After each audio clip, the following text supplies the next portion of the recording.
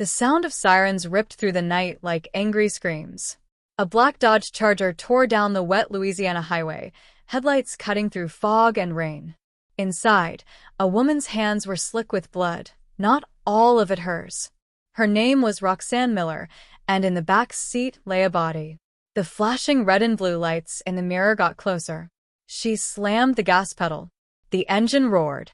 The car swerved hard, tires screaming on the slick asphalt.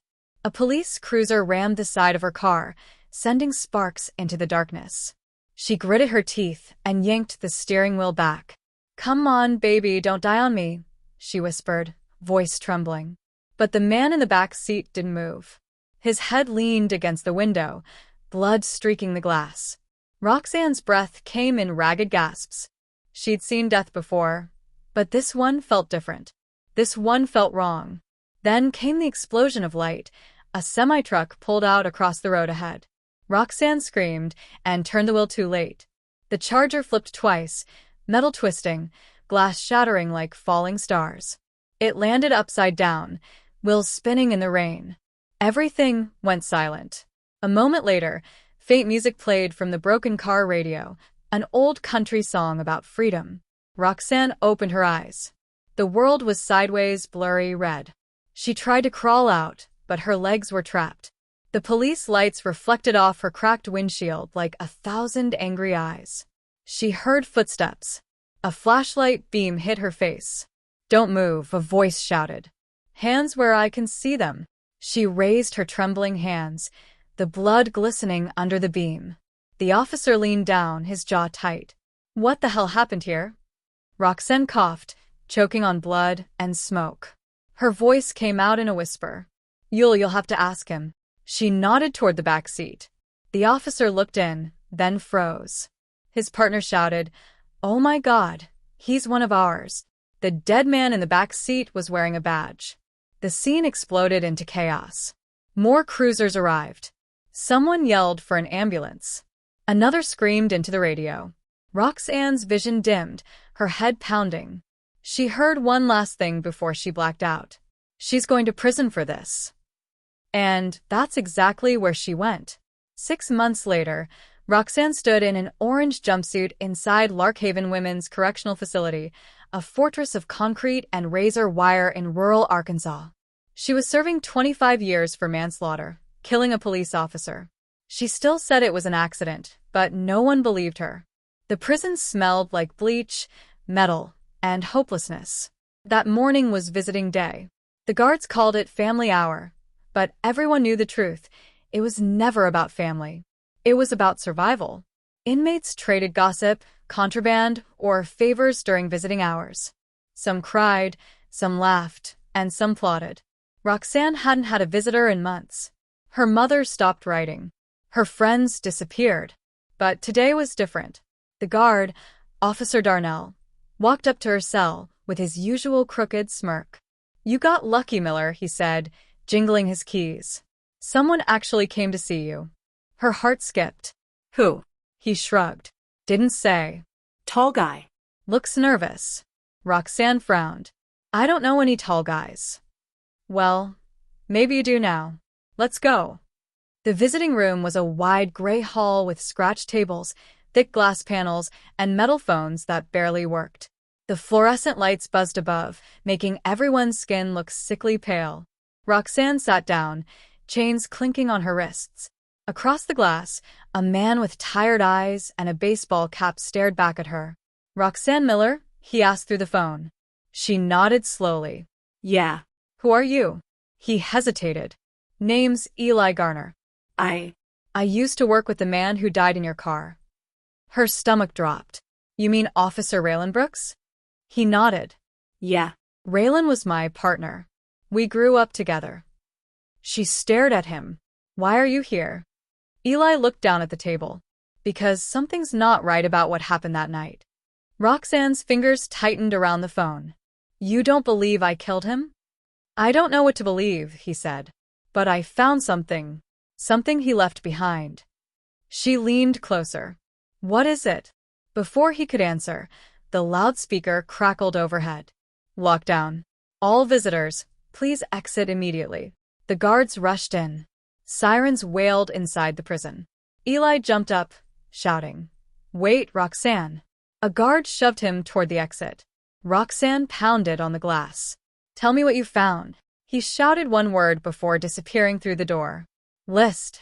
Then the room went dark. The metal doors slammed shut. That was the start of the longest night in Larkhaven's history. As emergency lights flashed red across the walls, Roxanne sat frozen in her chair, that one word echoing in her head. List. What list? Whose list? The guards barked orders, herding inmates back to their cells. The air was thick with panic. Somewhere down the hall, someone was screaming. Roxanne turned to another inmate being escorted past her, Tina Morales, a small woman with sharp eyes. "What's going on?" Roxanne asked. Tina shook her head. "Someone's dead in the visitor hallway." Roxanne's blood ran cold. "Who?" "They don't know yet." A gunshot cracked through the corridor, echoing like thunder. The guards yelled and scattered. Roxanne dropped to the floor, her heart hammering. Another scream. More shots. And then silence.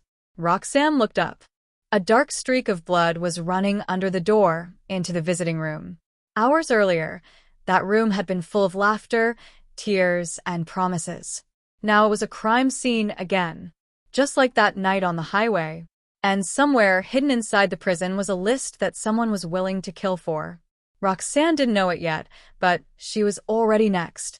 The cell block lights flickered back on at 11:47 p.m. Guards whispered in groups. No one told the inmates what had happened, but rumors spread fast. Some said a visitor was stabbed. Others said it was a guard. Tina leaned close to Roxanne in the darkness. "You said you knew the guy who came to see you today?" "Not really," Roxanne whispered. "He said he was Raylan's partner." Tina's eyes widened. "Then you're in trouble." Roxanne frowned. "Why?" Tina lowered her voice. "Because last week, someone tried to smuggle a note out of the prison during visiting hours. They said it had names on it, names of dirty cops and inmates who helped them cover stuff up. The guards have been going crazy trying to find it." Roxanne felt her stomach twist. "The list?" "Exactly." Tina's voice was barely a whisper. "Whatever that man brought in here, they killed to keep it quiet." Roxanne stared at the bars of her cell. The sound of rain hit the windows outside like tiny fists. "Then I need to find that list," she said. Tina sighed. "Girl, if you go looking for that, you won't last a week." Roxanne's eyes hardened. "I already lost everything once." The prison lights flickered again. Then, from somewhere deep inside the facility, a scream tore through the silence, long and raw, echoing down the metal halls. Every inmate froze. Another voice shouted, "We've got another one down." Roxanne's heart pounded. Tina whispered, "They're coming." "Who?" "The ones who don't want the truth out." The guards stormed through the corridor. One of them stopped at Roxanne's cell, his face pale and sweating. "Miller," he said. "You're wanted in the interrogation room. Now." Roxanne looked at Tina. Tina shook her head slowly. "Don't go with them." But it was too late. The cell door opened with a hiss. The guards grabbed Roxanne's arms and dragged her into the dim hallway. Behind her, the cell block door slammed shut with a metallic echo. And as the sound faded, so did the lights. The metal door slammed shut behind Roxanne with a loud clang that echoed down the hallway like thunder. The guards said nothing as they dragged her down a narrow corridor lit only by red emergency lights. Their boots thudded on the concrete floor. The air smelled like disinfectant and fear. She tried to ask where they were taking her, but one of the guards squeezed her arm so tight it made her gasp. "Quiet," he said. They turned a corner and stopped in front of a thick steel door marked Interrogation Room B. One guard swiped a card, the other entered a code. The door opened with a heavy click. Inside was a small gray room with a single metal table, 2 chairs, and a flickering ceiling light. A camera blinked red in the corner. The guards pushed her inside and locked the door. Roxanne sat down slowly, breathing hard. She could still hear the sirens echoing faintly through the walls. The door opened again. A man stepped in, tall, bald, wearing a dark suit. He looked out of place among the prison staff. His badge said Federal Bureau of Investigation. He didn't smile. Ms. Miller, I'm Agent Cole Bryant. You and I are going to have a little chat. Roxanne frowned. FBI? What for? He sat down across from her. Because 3 people are dead. Her heart skipped. 3? He nodded. 1 visitor, 1 correctional officer, and 1 inmate. All within an hour of each other. And all connected to you. Roxanne shook her head. That's not possible. I didn't do anything. Didn't you? Bryant leaned forward. You met with Eli Garner. You spoke about a list. Then the power went out, and now he's dead. Her stomach dropped. Eli's dead. He didn't answer, just stared. Tears welled up in her eyes. No. He was trying to help me. He said Raylan, the cop who died in my car. He said Raylan left something behind. The list, Bryant said coldly. Where is it? Roxanne looked confused. I don't have it. Someone smuggled it into this facility, he said. And you're going to tell me who? I don't know, she cried. I swear, I don't know anything. Bryant watched her for a long moment, then sighed. You know, Ms. Miller, the worst thing about prisons isn't the bars or the walls. It's that everyone thinks they can lie their way out. He stood up and knocked on the door. Put her back in her cell. The guards came in and grabbed her arms again. As they dragged her down the hall, she shouted over her shoulder. Agent Bryant, if you think I'm lying, then find out who killed him. But the door closed behind her before she could say more. Back in her cell, Roxanne sat on her cot, shaking. The walls felt closer now. Tina watched her from the next cell, whispering softly. What happened? They said Eli's dead, Roxanne said. Tina's face went pale. Dead how? They didn't say. Just that it happened after the lockdown. Tina pressed her hands against the bars. Girl, you need to be careful. Whatever that list is, people are dying for it. Roxanne rubbed her wrists where the cuffs had dug into her skin. I didn't even see it. I don't know what's on it. Then pray it stays that way. The cell block was quiet for a while. The power came back on fully. Guards whispered in corners. Inmates stared nervously through the bars. Everyone knew something bad had happened. They just didn't know how bad. Hours passed. Lights dimmed for the night. Roxanne lay awake, staring at the ceiling. She kept hearing Eli's voice in her head. I found something. Something he left behind.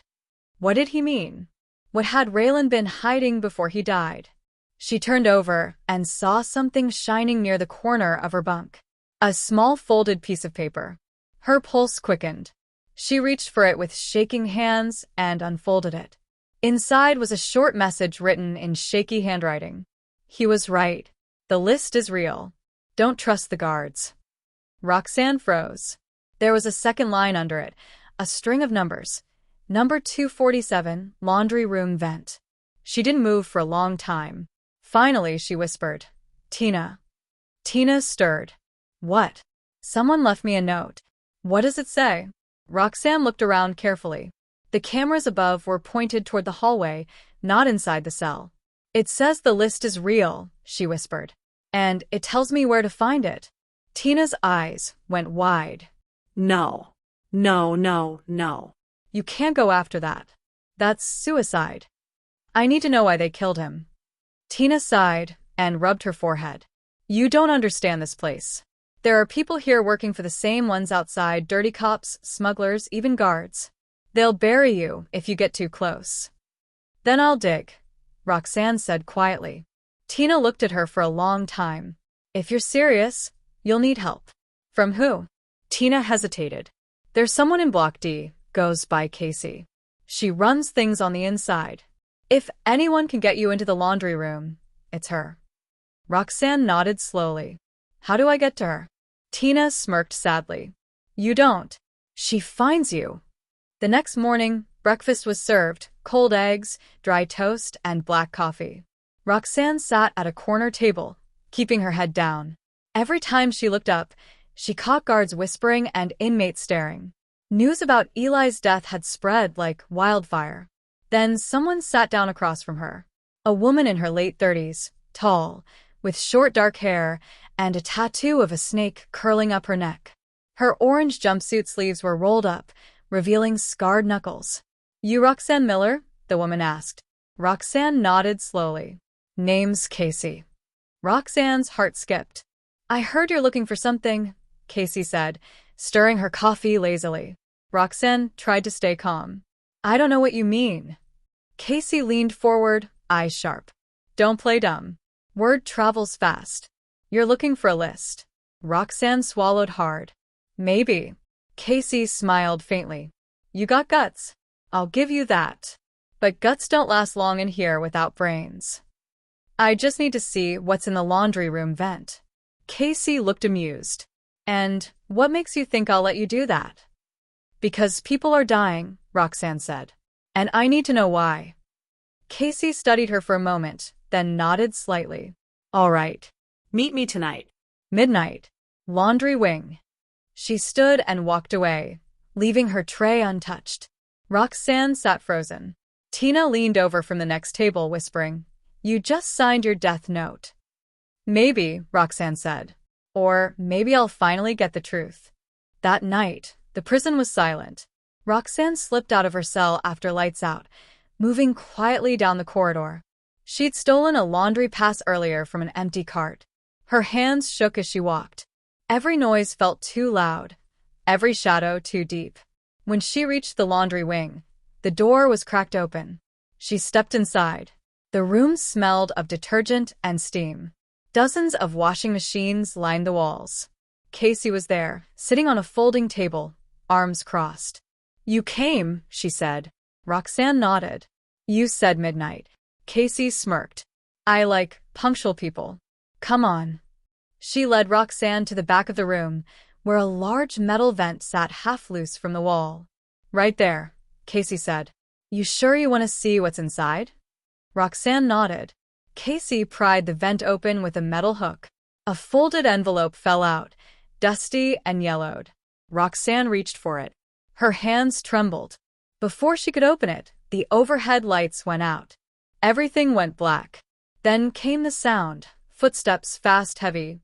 Casey hissed, "Someone's coming." Roxanne's heart pounded. She stuffed the envelope into her jumpsuit pocket.